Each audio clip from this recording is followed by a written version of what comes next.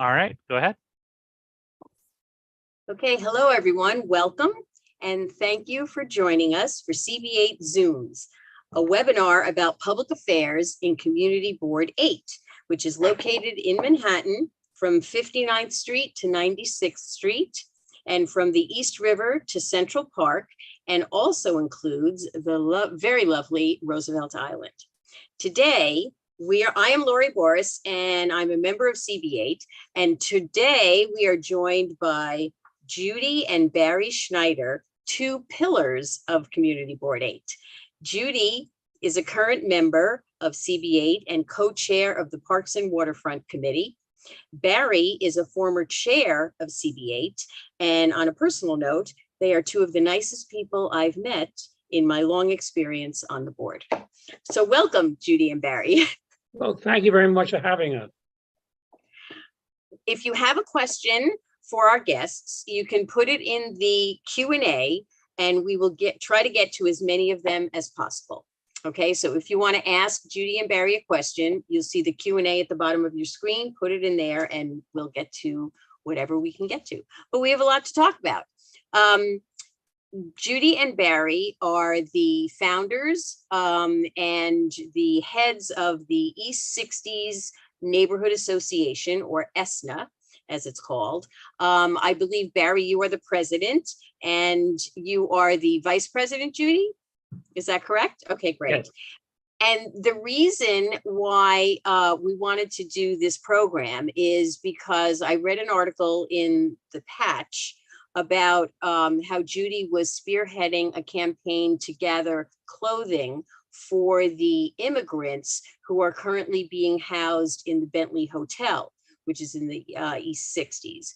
So why don't you tell us a little bit about that, and we'll go on from there about the rest of the association's activities. But Judy, why don't you start by telling us about where the clothing drive came from? Okay, when we first heard that immigrants were going to be at the Bentley Hotel, which is a merchant member of ESNA, I called the manager and she put me in touch with Highland Park, which is the agency the city hired to run the hotel and what goes on there and the services needed for the immigrants. And let me just say, these are immigrant families only. No single people there. They're all families. And when I met with them and I talked to them, it became apparent that they were in desperate need of clothing, not just clothing. One woman just gave birth, so diapers, toothbrushes, toothpaste, toiletries. They were in desperate need of everything because they had nothing when they came here. So why don't we ask Will to post the flyer? Yes, very good. Barry takes credit for the flyer. I think it really tells the whole story. So it was easy for us to come to a very quick conclusion and agree with the people at Highland Park that we should do this flyer and ask people to contribute clothes, gently used, clean clothes, toiletries, etc., for these people who had nothing. So there was another community board meeting, Health and Seniors, and they had the Bentley Hotel and these people on, and I was there. And they showed this flyer, and the next day, Patch wrote an article and posted the flyer. And it got attention from all over the city. I got calls from Staten Island, the Bronx. A lot of people in the 80s said they had no place to give their clothes. They were happy to give their clothes here. The bottom of the city, all over, everybody was interested in supporting this group. And I think this will be an ongoing thing for at least a year. I'm trying to find out how long their contract is with the hotel, so that'll give us some idea. I don't know the answer to that question now.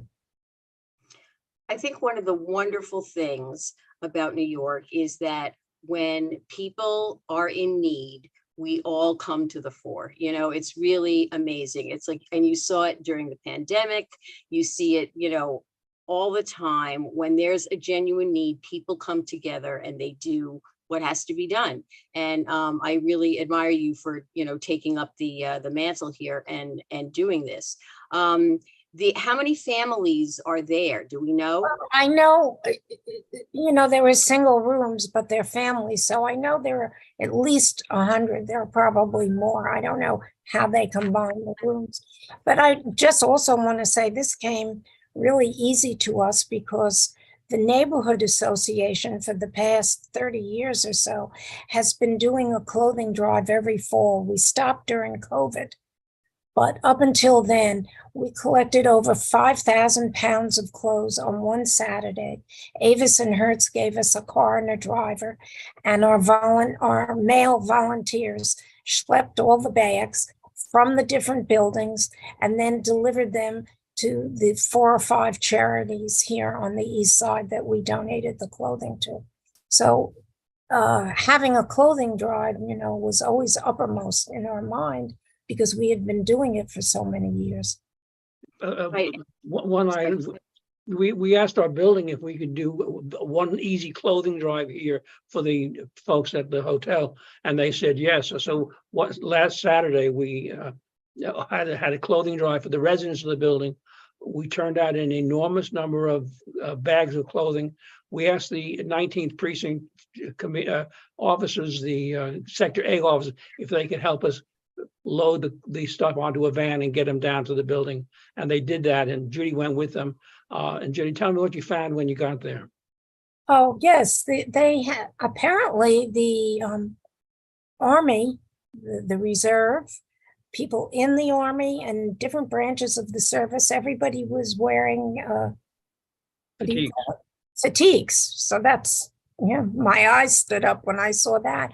And they loaded up all the wagons and brought everything into the hotel. And a woman from Highland Park came out, and she was very grateful for the donation. Now, if someone wants to donate clothes or toiletries or whatever, what do they do now? Like someone is looking at this. Take them in a shopping bag to the hotel, directly to the hotel. Yes. Monday to Friday, 9 to 5, and just leave them at the desk. There'll be someone there to take the bags. Okay, great. That's so great. That's just like an organic, like here's a need and here's how we're going to fill it. It's great. It's great. So I think I looked at your website a little bit, and I saw that there was like a motto about you want to make the East 60s the best place to live, work, and visit on the Upper East Side. Is that correct? Yeah, and go to school. And go to school. Right. I heard you say that, Barry. Okay. Yeah.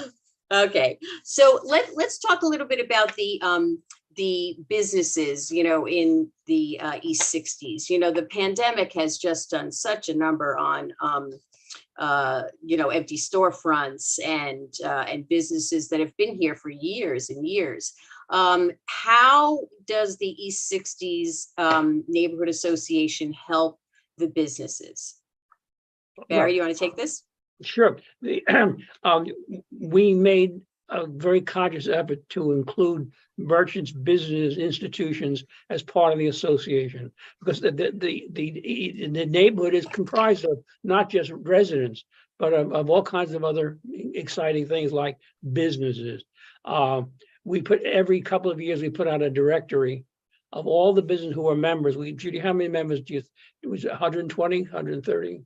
Yeah, something like that. Yeah, and we created a directory by type, and we send out 2 or 3, either 2,000 or 2,500 directories during the course of the year to the residents, to members, anyone who's interested in the Upper East Side. We make that book available. Will has a copy of a recent directory. And I know you can't read it, but that listing is the type of business that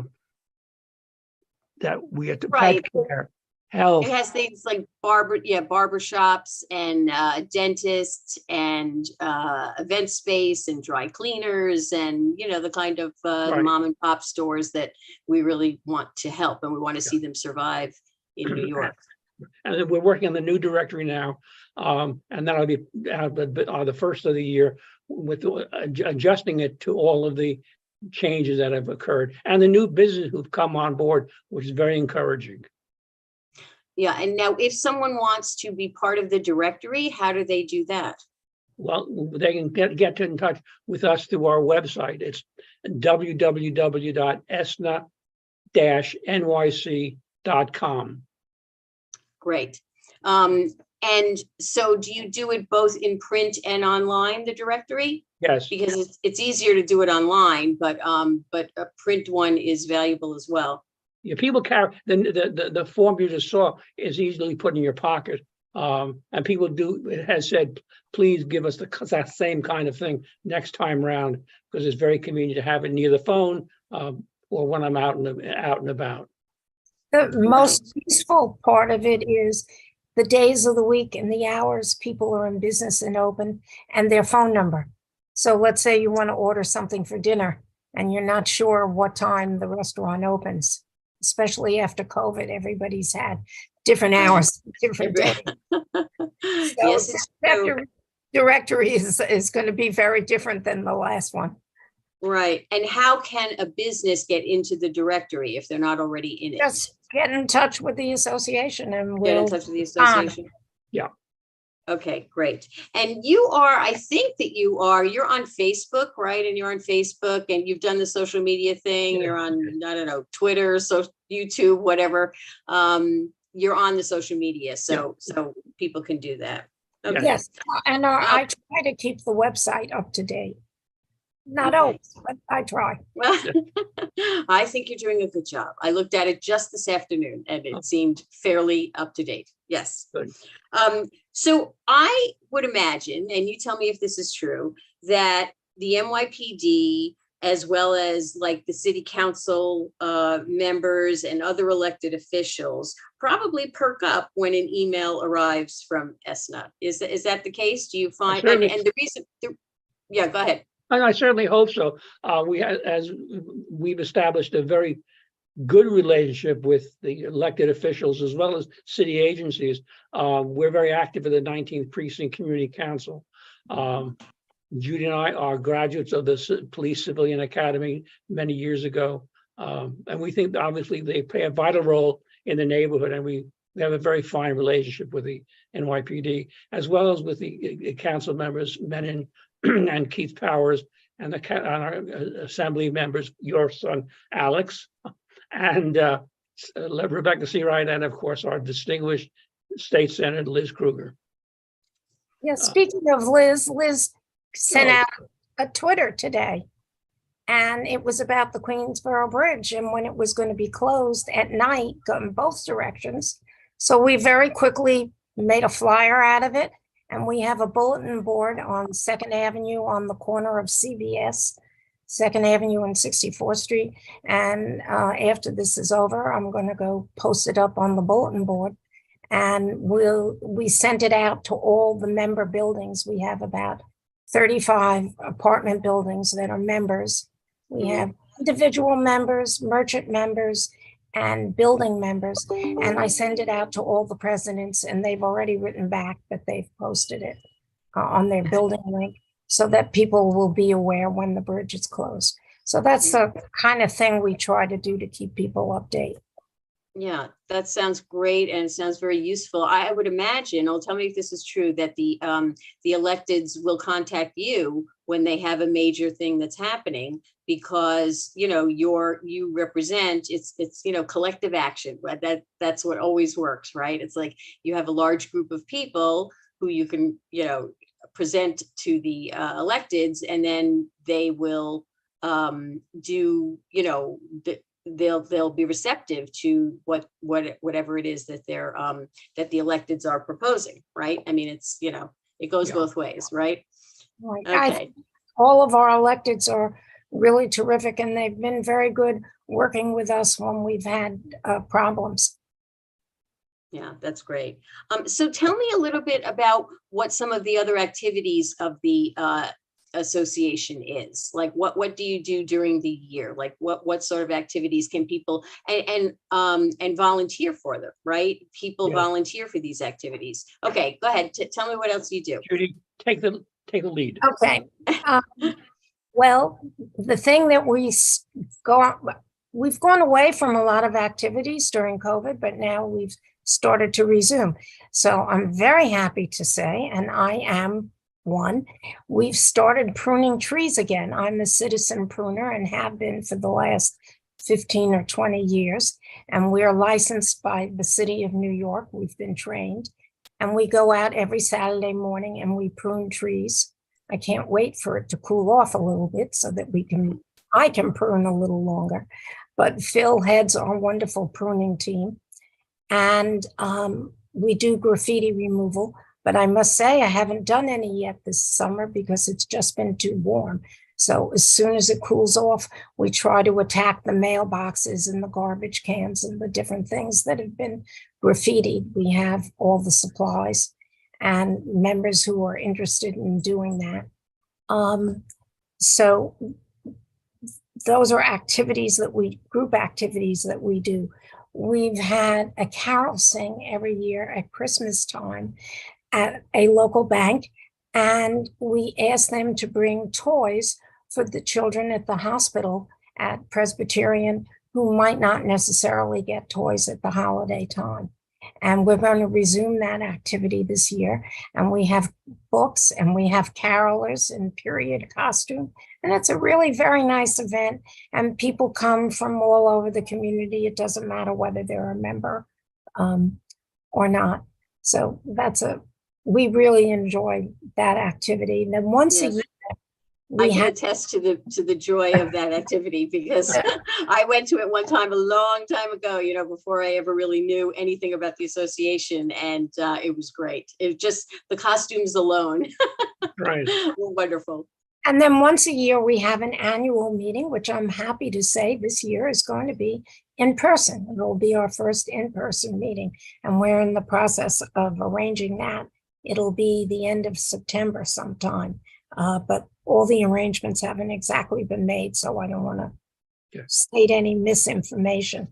Judy, let me ask you to hold for thought because we've got a question regarding what's the address of the Bentley Hotel, and I'll be happy to share that with you right now. The address is 500 East 62nd Street, the corner of York Avenue. Again, 500 East 62 at York Avenue. That's the Bentley Hotel. Thank you. Sorry, Judy. What else? What am I forgetting about activities that we do? We do a lot more than that, but I'm drawing a blank. We have a meeting of the presidents of the buildings once a year. Generally, it's at a restaurant, but since COVID, of course, has been via Zoom. We had one earlier this year via Zoom, and we'll see what we do in the spring of next year. Perhaps very likely in person once again. And we invite the 40 some buildings presidents to come and have the round table of what are the problems, all the issues they have, and they share and they exchange. And it's a very convivial afternoon. Sounds great. Let me ask you, what do you think are some of the issues that will face the association in the wake of the pandemic?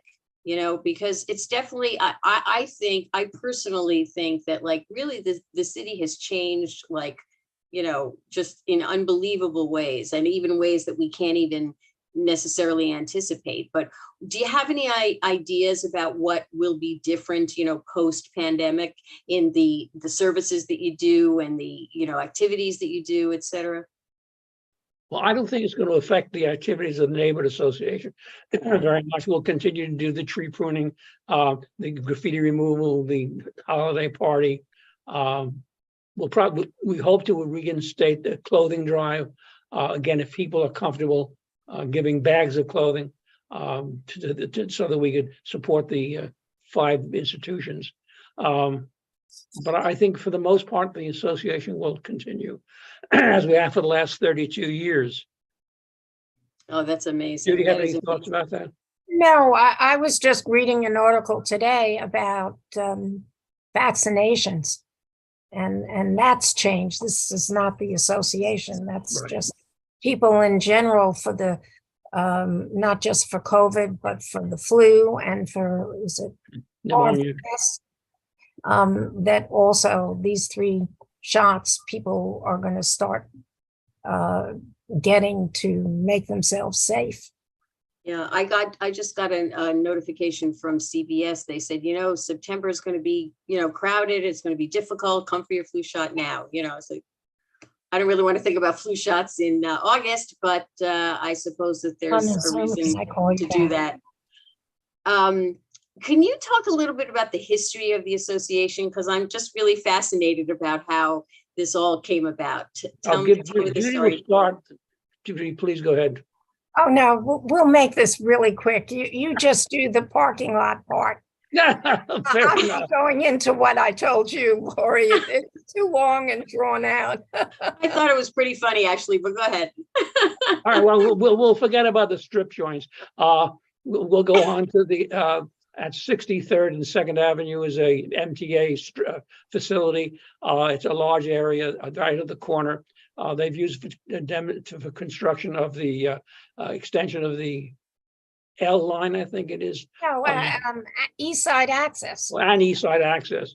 And when they had, this is before East Side Access, but when they completed whatever the task was they were at, they decided they covered up the ground, and they decided they would rent it out as a parking lot. When 4 or 5 of us learned of this impending doom, we got together and said that let's see if we can do something better than a parking lot, which will bring a lot of traffic, which we already have plenty of on the 2nd Avenue leading to the bridge and coming off the FDR Drive, et cetera. And so we sat down with the real estate division of MTA and said, excuse me, if we were able to bring you a benign use of the space, would you consider it? And they said, yes, we would. And so after some digging out of some ideas, we came up with the Elizabeth Street Garden, which is established downtown. And they opened a facility here with fountains and sculptures and all kinds of very, very wonderful things adding to the community. And they were accepted. They moved in, and they were there for about 7 or 8 years. And then they took space, brick and mortar space, a block away. And then we were able to come up with another tenant, again, a benign tenant. Was it Patio.com? Yes.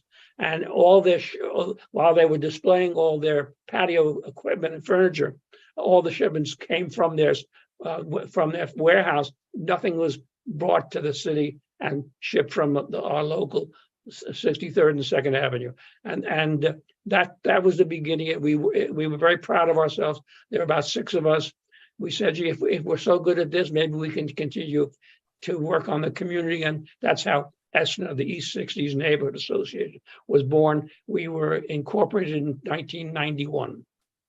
Wow. And speaking of that, this lot, whether it was the garden or whether it was patio.com, it was like having a little corner park. People could go in. You didn't need to buy anything. You could sit there. You could eat your lunch.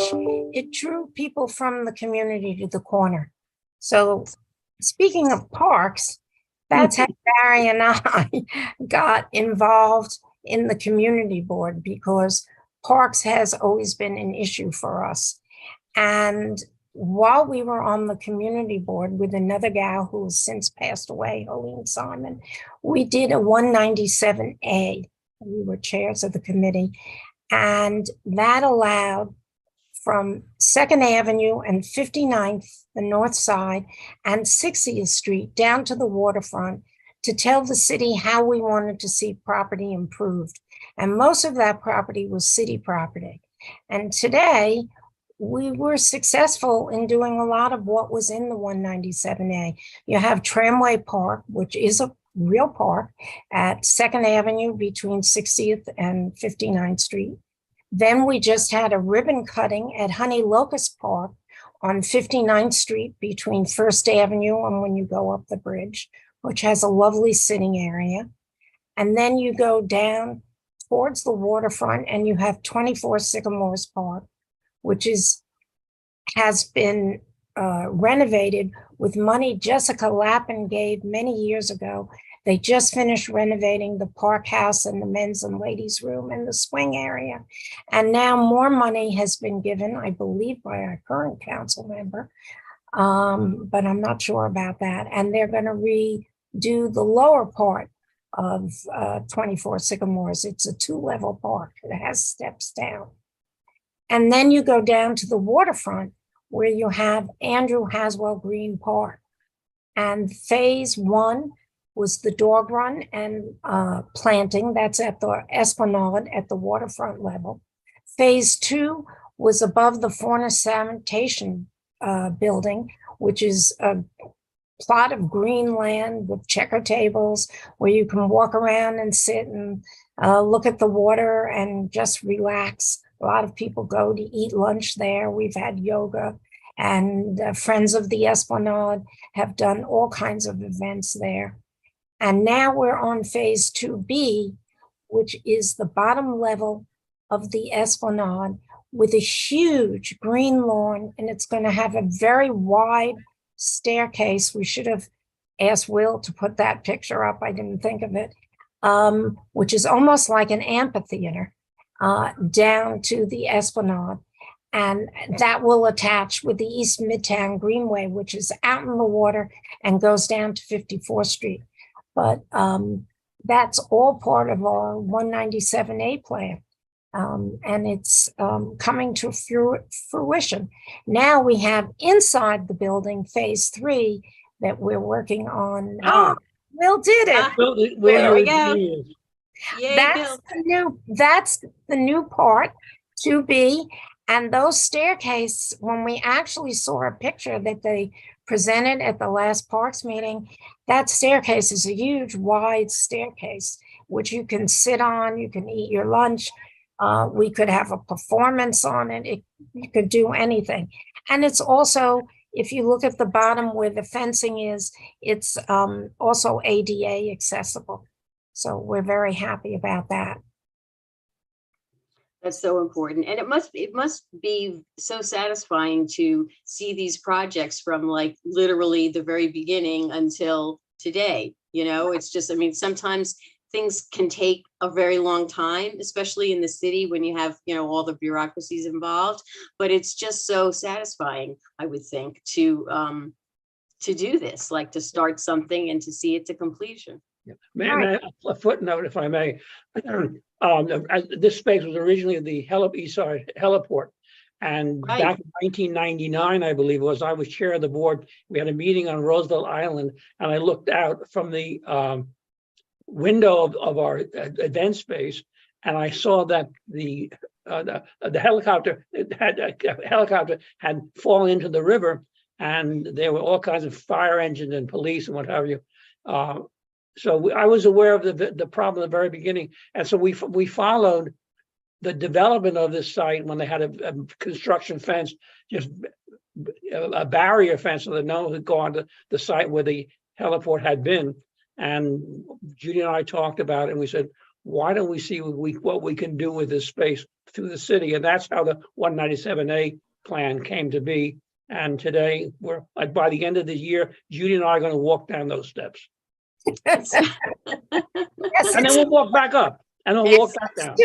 It's due to be completed by December 2023. So we have our fingers crossed it'll be on time. It's so wonderful. I really, you know, and also getting the helicopters out of that area was a very, you know, good thing as well. You know, there have been several disasters that have just been unspeakable. So I'm very glad that you turned that into a park. Thank you from the bottom of my heart. So I wanted to ask one other question about, in general, and this is my personal feeling, is in general, the New York City has some very, very, very old buildings that are wonderful, but they're certainly not ADA accessible. And I really am very concerned that we make as many things ADA accessible as we can.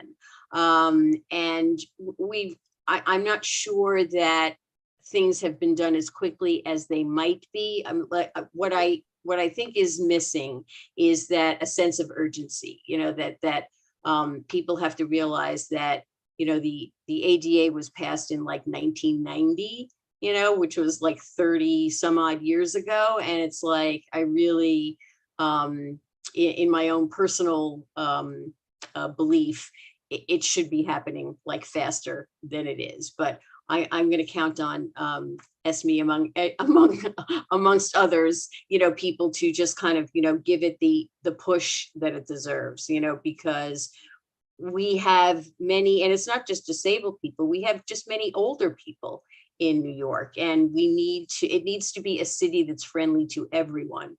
And one of the ways to make it friendly to everyone is to make it accessible to everyone. So anyway, that's one of the problems in New York, because to get anything built, if it's done in 10 years, whether it's a park or whatever you're dealing with, when you have to go through all the different city agencies, what I think is very interesting, having nothing to do with ESNA, but has been in the papers a lot the last couple of days, is the rezoning that they want to do in Midtown, the 42 blocks, that the mayor wants to make it from commercial to residential. And one of the things he's going to do is, I guess, work with city planning to push this along, to make it happen faster and not take as long as these projects normally take. Well, if they could do that for all the city work, I think it would be wonderful. And I think that's one of the reasons it takes so long, Lori, for these things to happen. Yeah.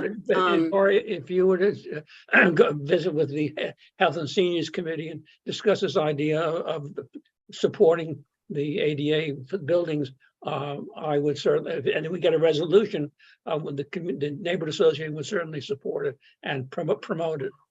Oh, excellent. Thank you. I will do that. Yes, it's been, because I think the Health, Seniors and Social Services Committee, they have a lot on their plate, that's a very big, thing. And I was thinking that maybe we should just have a disabled committee, but you're right. I thank you for the suggestion. I will definitely bring it to their attention. Great. What was I was going to say something else about the ADA, but of course it flew out my we're all getting older, okay, so is there anything else that you want to point to that you're doing or that you're looking to begin, or oh wait, I just remember what it was I was going to say. I very much appreciate our council person, Julie Menon's bill. She had a bill passed that will combine all of the city agencies that small businesses have to deal with. Now, I don't know if that's going to help with parks, but at least it's, the small businesses can now make one phone call or go to one website that has everything that they need to, instead of spending like incredible amounts of time going from here to there to there, So that's really good. And I don't know if that would help a park thing. There are probably more bureaucracies, involved in doing a public works thing. But yes, I definitely agree with that. We should try to condense the places. And it doesn't mean there has to be less regulation. It just has to be easier to access, right? So one last yes, comment, please. perhaps, that we mentioned that we are involved with other city agencies, which is very true. But we go beyond that. We join associations. We join. I was a member of the East Midtown Partnership, the Madison Avenue bid, to promote, obviously the local business. And I've been involved in some of the health facilities on the board, on the community advisory boards at New York Presbyterian, at the Weill Cornell, and the Hospital of Special Surgery. They had an institution review board where they review applications for research, and my role was to make sure it was in English people could understand. That took weeks. No, anyway. Anyway, those are some of the extensions of the neighborhood association. It is, we don't just talk to ourselves, we talk to everyone else. And actually, we worked on helping to found the East Midtown Partnership and the Madison Avenue bid. We helped them come into being. So we try to help wherever we can, wherever our knowledge is useful, we're glad to share it. Well, actually, I have to thank you so much. It's like I said at the beginning, and I really do believe this, that you two are pillars of the community. You know, you just have done so many wonderful things that make New York City a better place to be. So thank you from the bottom of my heart. Thank you. So let's talk about, once again, to remind everyone, you can join the East Sixties Neighborhood Association if you would like, by contacting them at ESNA or www.esna-nyc.net. Their telephone number is 212-713-5826. Do you need to live in the neighborhood to be a member, or? No. We have members from all over, but mostly people from the neighborhood. But also they can just call to ask questions. They don't have to be members. I field a lot of calls from people that just need information on how to do things. Okay. Thank you so much. And we don't have any more questions. There were a few people who asked, and our questions are gone. So I guess we can have an early sign off. I want to say thank you to Will Breitbart, the wizard behind the technology that gets CB8 Zooms on YouTube, Facebook, and our website. If you would like to become a member of, or if you'd like to visit the website of CB8, you go to www.cb8m.com. That's www.cb8m.com. And there you can find all kinds of things, both how to possibly get on the community board or how to participate in other ways, like as a public member or whatever. There are lots of ways, you know, we're always looking for people to get involved. And Will Brightbill is the district manager and just a wizard about everything. He knows everything. So you need to, so call him to get information about Community Board 8. So I want to thank you for joining us. Again, thank you to Judy Schneider and Barry Schneider, the president, and, or what do you call yourselves? The president and the vice president, I guess, Yes, of the, yes. Okay, of ESNA. And if you have any used clothing or toiletries and things that you want to bring to the Bentley Hotel, you can just go there, put it in a bag, and bring it to the Bentley, which is on 62nd in York, 61st in York. 62nd in York. Okay, 62nd in York. My name is Lori Boris. This has been CB8 Zooms, and thanks for watching.